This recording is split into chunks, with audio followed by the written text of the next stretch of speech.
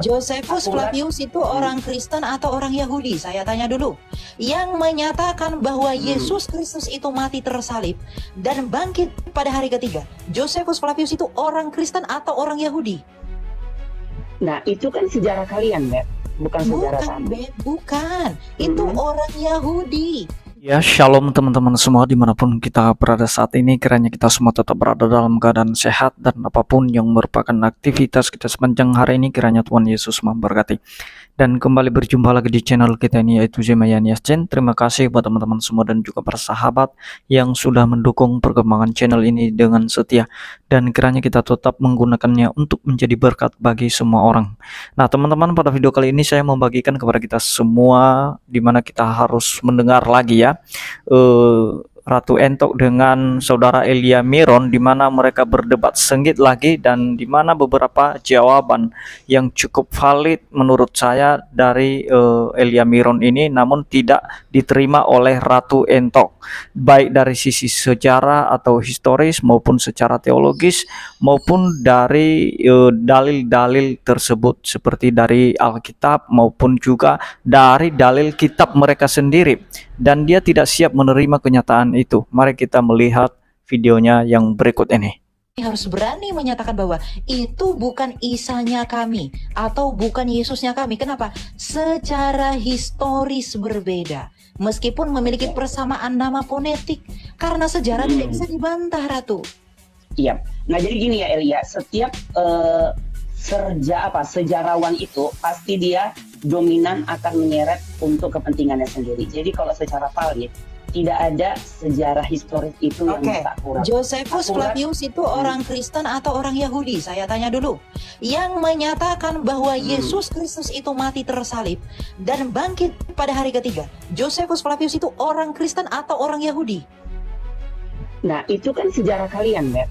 Bukan sejarah kami. Beb, bukan. Itu orang Yahudi. Dia tak punya kepentingan apapun. Iya, betul. Dia tak punya kepentingan apapun dengan kekristenan. Makanya judul bukunya tahu nggak apa, Ratu Entok? Judul bukunya aja Antiquities of the Jews. Dia tak punya kepentingan apapun dengan kekristenan, Mbak. Nggak ada. Jadi kenapa dia tulis dia? Kok ditulis dia? Iya kan tadi judul bukunya Antiquities of the Jews, sejarah Yudaisme. Ya karena di dalam Keyahudian, dan dia adalah seorang sejarawan, maka dia mencatatkan peristiwa besar di dalam Keyahudian. Apa itu, Elia? Yang pertama, Yesus mengatakan ego eimi. Yesus Raja itu, dia berkata bahwa akulah dia. Dimana dengan berkata demikian, orang Yahudi di zaman itu menganggap Yesus menyamakan dirinya dengan Allah. Dan itu adalah sejarah yang tidak bisa lepas, karena hanya Kristus di dalam sejarah Yahudi yang menyamakan dirinya sebagai Allah. Hanya Kristus di dalam sejarah orang Yahudi yang menyatakan dan mengklaim bahwa dirinya adalah Allah. Maka itu dicatatkan dalam sejarah orang Yahudi, karena memang peristiwa itu, penyaliban itu besar. Bahkan tidak hanya orang Yahudi, Ratu Entok ya. Apa kepentingan Cornelius Tacitus orang Roma dengan orang Kristen? Orang Roma itu penyembah pagan. Apa kepentingan mereka menuliskan sejarah mengenai Kristus?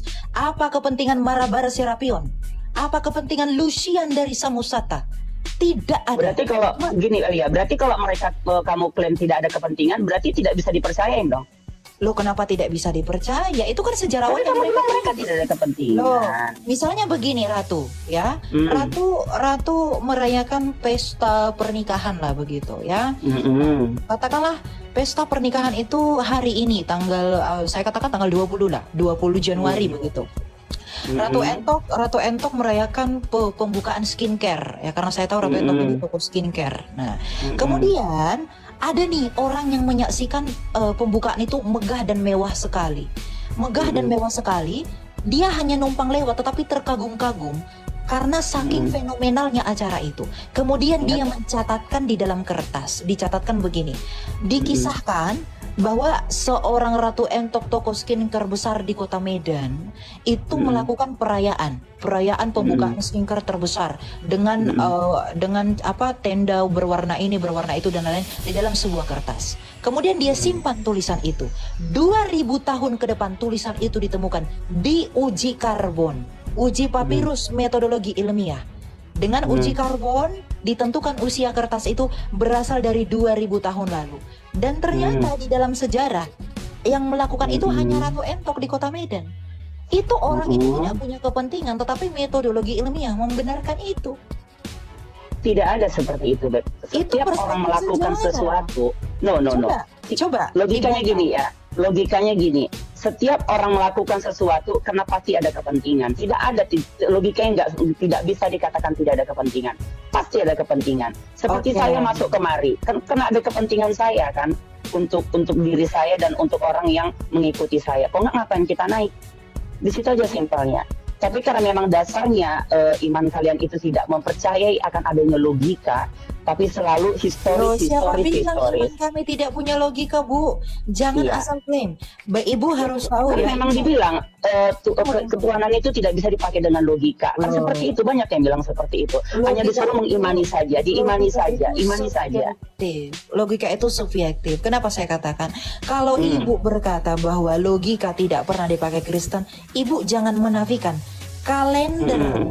Oke, berarti logika dipakai nih. Berarti sekarang kita sepakat Elia logika dipakai nih. Logika berarti Kristen berarti dipakai logikanya. Logika itu subjektif. Ya, subjektif. Kalau Anda mengklaim bahwa Kristen itu tidak ada logika, misalnya ya, saya ikuti narasi Ratu ya. Berarti simpelnya kan aku selama ini mengklaim kalian tidak boleh pakai logika, semuanya tinggal diimanin saja. Tidak bisa. Logika itu artinya apa sih, Ratu? Coba saya tanya Ratu. Logika itu adalah hal yang bisa diterima dengan akal sehat. Oh, gitu. Memang semua akal itu menerimanya, itu namanya logika. Logika, oke. Logika itu berasal dari bahasa apa, Ratu? Saya tanya dulu. Oh, saya nggak juru ini, nggak juru. Makanya itu saya izin jelaskan ya, Ratu ya. Jadi kalau Ratu, saya dengar. Jadi kalau seorang Ratu mengatakan demikian, ini saya bantu jawab. Logika itu berasal dari bahasa Inggris logic, di mana logic itu berasal dari bahasa Yunani yaitu logos. Yesus Kristus itu adalah sang logos. Yesus logika itu ya? adalah sang logika. Oke, Yesus Ya, logika. Berarti kalian logika. Berarti logika dipakai. Ya, harus Berarti dipakai logika karena dipakai. kenyataan dan Oke, siap. realita. Itu. Betul. Oke, Karena berarti untuk ngomong. Berarti untuk ngomong. Berarti kan kita satu-satu dulu. Berarti kan logika dipakai. Nah, kalau logika dipakai, berarti kita harus bisa menjawab secara subjektif seperti kata Elia. Setiap orang berbuat kira-kira kalau logikanya ada kepentingan atau enggak? Loh tidak, belum tentu. Apa kepentingannya? Enggak, belum tentu. Kalau Anda saja, tapi katanya logikanya Anda dipakai. saja. Loh, sebentar saya tanya dulu. Premis Anda apa mengatakan bahwa itu ada kepentingan? Pada konteks apa? Hah? Sorry. Terus. Udah. Oke. Coba ulangi lagi, tadi saya lagi ada. Pada konteks apa? Tidak, pada sekarang gini Elia, logika itu semua dalam hal konteks harus ada logika. Tidak boleh logika subjektif, tapi giliran dirimu bilang harus ada dalam hal apa. Ya logika itu kan akal yang sehat, yang harus diterima dengan logika kita, dengan akal yang sehat, akal yang waras, akal yang memang dijangkau, harus dijangkau, dan karena memang itu kita pelajarin, makanya kita harus pakai logika, kan seperti itu. Nggak boleh ada pembagiannya tiba-tiba dalam hal apa. Nanti jatuhnya imanin aja, kan bingung kita kalau udah kita pakai logika, jangan pakai imanin aja. Itu kesalahan kalian. Itu kesalahan kalian. Ketika Anda berkata, bentar. Ketika Anda berkata bahwa seseorang itu menuliskan berdasarkan kepentingannya, betul. Ada orang yang menuliskan berdasarkan kepentingannya, tapi masalahnya, apakah kepentingan itu menguntungkan dia atau tidak? Apa keuntungan bagi seorang Yahudi? Enggak, saya tanya dulu. Apa keuntungan bagi seorang Yahudi mencatatkan tentang kebangkitan penghujat Yahudi? Hah? Apa tidak ada. keuntungan seorang Karena Yahudi? sebenarnya Yahudi pun mengakui Ya, bahwa memang sudah. ada Isa Al-Masih. Isa Al-Masih itu diakui sama orang udah Yahudi. itu Bu Ratu Entok, udah itu jawabannya selesai. Kalau Ibu berkata tidak Ya. ada, argumentasimu sendiri mematahkan premismu sendiri. Kamu berkata tidak ada. No. Flavius Tadi- orang Yahudi. Kan tadi dirimu bilang dia No. tidak ada Josephus kepentingan pribadi. Flavius orang Sekarang Yahudi. aku bilang udah pasti ada karena dia mengakui adanya Yesus. Dia kan orang Yahudi itu mengakui adanya Josephus Yesus ataupun Isa Flavius. Al-Masih. Iya, makanya tunggu dulu, dengarkan dulu saya. Josephus Flavius orang Yahudi mencatatkan kebangkitan Yesus yang menghujat Allahnya orang Yahudi. Dalam anggapan mereka, apa keuntungan bagi dia mencatatkan kemenangan yang menghujat kepercayaan mereka? Karena kalau dia orang adalah Yahudi seorang jauh, diktator dan terus? sejarawan yang Oke, iya, Karena silakan. jauh sebelum karena orang Yahudi alasan gini. Ini sekarang di Elia tanyakan untuk jawab ya. Nah, kenapa alasannya apa? Tetap Karena dalam jauh. koridornya, tetap dalam koridor saya. Iya, Jangan lari karena kemana-mana. orang Yahudi itu tetap Silakan. menganggap Nabi Isa itu adalah Nabi diturunkan Allah. Karena jauh sebelum ada agama apapun, Tidak, Yahudi itu tidak. agamanya adalah agama Nabi Isa. Mana pernah orang Yahudi menganggap Isa itu nabi? Waduh, apa RB Iya, ya udah Elia nanti lihat di story aku sama di feed aku bagikan Tunggu untuk dulu, data bentar. sejarahnya. Aduh. Sejak kapan Aku bagikan orang Yahudi nanti. nganggap Yesus itu nabi mereka, Pak? Aduh, udah rusak ini. Udah. Iya, Lanjutlah kalau gitu. memang itu seperti itu. Makanya kan tadi aku bilang jangan bawa agama aku, Bukan, bawa ini aku Ratu dengan Entok, agama saya kalian tanya, saja. saya Tapi tanya kalian dulu, tetap saya berkeras tanya. membawakan ajaran agama Sejak aku. kapan? Makanya aku, Sejak kapan orang Yahudi mengenal Nabi Isa? Bawakan saya satu literatur keyahudian, atau mau saya Oke. atau mau saya panggil teman saya orang Yahudi. Bawa kepada saya Elia nih udah pasti nengok kan semua postingan aku tentang dirimu di feed aku kan?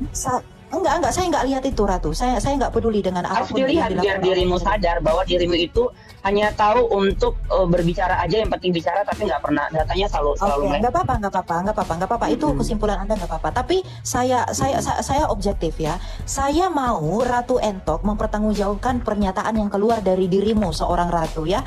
Tunjukkan Iya, kepada nanti saya besok saya tunjukkan. Iya. Aku semua iya, tentang saya dirimu mau. aku taruh di feed Saya supaya nggak hilang. satu saja literatur keyahudian yang mengakui Nabi Isa. Satu saja. Ayo, Satu aja, karena jauh sebelum ada agama apapun di Yahudi sana, itu asal agama Yahudi itu adalah Islam. Oh, udahlah, Orang Kak. Yahudi itu beragama Islam. Iya, Ratu. Thank you ya, Ratu ya. Mentah kan Elia. Makanya kalau dibilang satu aja buktinya, itu satu buktinya seperti itu. Karena memang jauh sebelum ada Kristen. Gini bro, ya. gini bu ya, itu klaim ibu itu adalah seperti orang bermimpi. Kok bermimpi? Kenapa? Dengar dulu dong. Kenapa seperti orang bermimpi? Belum saya pernah baca literatur yang mengatakan bahwa para nabi semua itu agamanya Islam kecuali di dalam Islam. Saya tunjukkan. Saya kalau ngomong Oke, selalu sebentar, saya akan tunjukkan sebentar. faktanya. Oke, coba ibu apa syahadatnya Raja Daud? Coba. Kalau syahadat Raja Daud itu kita tidak pernah tahu karena kita tidak mempelajari di Loh, Al-Quran. langsung Maksudnya ditanya untuk apa? satu udah selesai. Kalau orang masuk Islam kan wajib syahadat, Bu. Itu ya syahadat kami, asyhadu an la Oke. ilaha illallah wa asyhadu anna Muhammadur Rasulullah. Coba, jadi syahadat Islam itu hanya itu, Bu? Iya. Oke, coba bro, saya Muslim 41 bro. Heeh. Syahadat ibu, syahadat itu sebenarnya ada 3 kalimat loh, nggak cuma 2 kalimat. 2 Syahadat dari kalimat. mana? Oke. Syahadat dari mana? Ada 5 kalimat. 3, nggak ada bilang Tiga 5. nggak ada. Oke. Tiga, Saya 3, 5, oke. 20, 15 nggak ada. Syahadat itu dari Oke. yang saya ketahui itu 2 Oke, tenang. Saya bukakan, Bu. Saya Muslim 41 ya. Nah, ini Muslim nomor 41. Iya. Bentar. Bu, ini polos. Polos, iya. Kalian kan Iya. paling pinter, paling historis semuanya lah. Terus Iya, nggak Bisa apa-apa. itu nggak apa-apa. tulisan ini Iya, karena ini itu. room kalian. Kalau saya ngomong panjang lebar pun nanti saya Dengar ngerocok pasti dong. kalian matikan mic saya. Makanya saya ikutin Iya, aja dulu. sebentar.